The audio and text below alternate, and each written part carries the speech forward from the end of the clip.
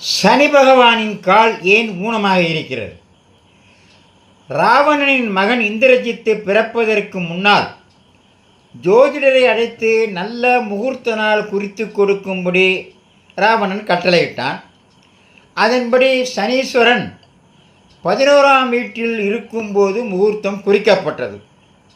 ஆனால் சனி பகவான் தனது ஒரு காலை எடுத்து 12ஆம் வீட்டில் வைத்து விட்டார். உடனே கோபமடைந்த ராவணன் சனீஸ்வரனின் அந்த ஒரு காலை வெட்டிவிட்டதாக புராணம் கூறுகிறது. அதனால் சனீஸ்வரனுக்கு ஒரு கால் ஊனம். ஆமாம், ராவணன் எல்லா கிரகங்களையும் தன்னுடைய கட்டுப்பாட்டில் வைத்திருந்தான். அவ்வளோ பெரிய சிவபக்தனவன். அதனால் இந்த இந்திரஜித்து பிறப்பதற்கு முன்னால் நவகிரகங்களை எல்லாம் தன் ஆட்சியின் அடிமையில் வைத்திருந்தான். அதனால் சனீஸ்வரனின் ஒரு கால்